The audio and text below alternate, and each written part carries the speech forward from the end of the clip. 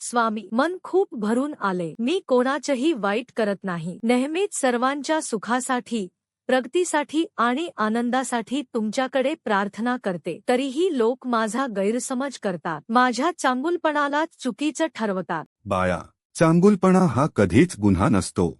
लक्षात ठेव, झाड जितकं फळांनी भरलेलं असतं तितकंच त्याच्यावर दगड जास्त पडतात. तसंच जे मनाने चांगले असतात त्यांनाच जग जास्त परीक्षा देतं. स्वामी, चांगलं वागणं हा माझा गुन्हा आहे का? बाळा, तू लोकांना बदलण्यासाठी जन्माला आलेली नाहीस. तू तुझ्या मनातला प्रकाश जपण्यासाठी जन्माला आली आहेस. दुसऱ्यांच्या अंधारामुळे तुझा दिवा विझू देऊ नकोस. लोकांचं काम बोलणं आहे आणि तुझं काम चांगुलपणाने जगणं आहे.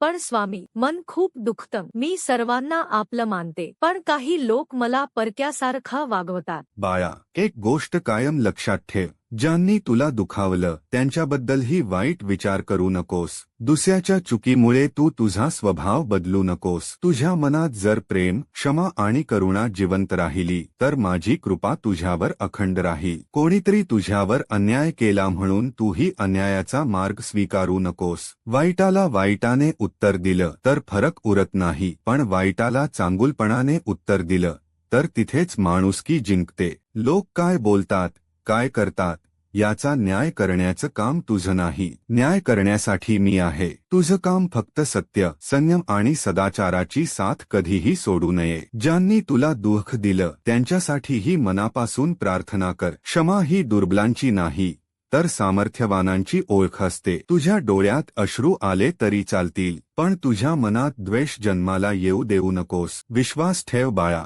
योग्य वेळी सत्याचाच विजय होतो आणि संयम ठेवणाऱ्याच्या जीवनात माझा आशीर्वाद नक्की फुलतो. तू फक्त चांगुलपणाचा मार्ग सोडू नकोस. बाकी प्रत्येक कर्माचा हिशोब आणि प्रत्येक न्याय माझ्यावर सोपव. मग मी काय करू स्वामी? बाळा, मला माहित आहे तुझा स्वभाव प्रेमळ आहे. तुझं मन निर्मळ आहे. तू कोणाचं वाईट चिंतत नाहीस, कोणाला दुःख व्हावं अशी इच्छा करत नाहीस. दुसऱ्यांच्या आनंदातही तू आनंद शोधतेस आणि सर्वांच्या भल्यासाठी मनापासून प्रार्थना करतेस. हे सर्व मला दिसतं. लोकांना तुझे शब्द ऐकू येतात, पण मला तुझ्या मनातील भावना दिसतात. म्हणून लोकांनी तुला समजून घेतलं नाही म्हणून स्वतःवर कधीच शंका घेऊ नकोस. तुझ्या चांगुलपणाची किंमत प्रत्येकाला समजेलच असं नाही, पण माझ्या दृष्टीने एकही चांगलं कर्म व्यर्थ जात नाही. तुझं मन जसं आहे तसंच निर्मळ ठेव. दुसऱ्यांच्या कटू शब्दांनी तुझ्या मनात कटुता निर्माण होऊ देऊ नकोस.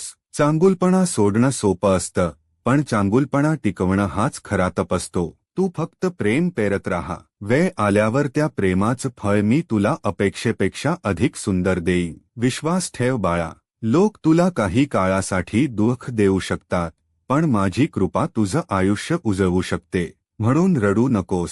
तुझ्या प्रत्येक प्रार्थनेचा आवाज माझ्यापर्यंत पोहोचतो आणि तुझ्या प्रत्येक अश्रूची मला जाणीव आहे. तुझ्या मनातील प्रत्येक वेदना मला कळते. तू आज शांतपणे सहन करत आहेस, पण लक्षात ठेव, संयम कधीच वाया जात नाही. योग्य वेळ आली की तुझ्या प्रत्येक दुःखाचं सुखात, प्रत्येक अश्रूचं आनंदात आणि प्रत्येक प्रामाणिक प्रार्थनेचं आशीर्वादात रूपांतर मी करीन. फक्त माझ्यावर विश्वास ठेव. वेळ तुझीही येईल आणि जेव्हा ती वेळ येईल तुझ्या आयुष्यात इतका आनंद भरेन की आजचं प्रत्येक दुःख तुला माझ्या कृपेची तयारी वाटेल. श्री स्वामी समर्थ.